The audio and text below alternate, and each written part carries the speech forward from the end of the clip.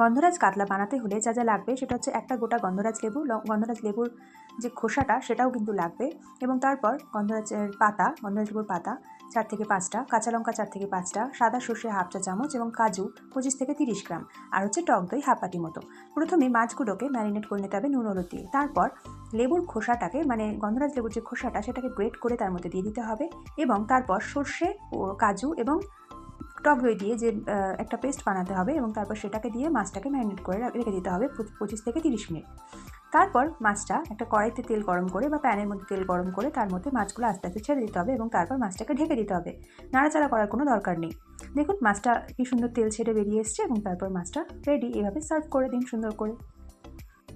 এটি আপনারা গরম ভাতের সাথে কিন্তু অনায়াসেই খেতে পারেন, দারুণ লাগবে। এবং এটা লাস্টে যদি আপনারা সার্ভ করার আগে এইভাবে গরম গন্ধরাজ মানে লেবুটা যদি এভাবে কেটে কেটে স্লাইস করে দিয়ে দেন।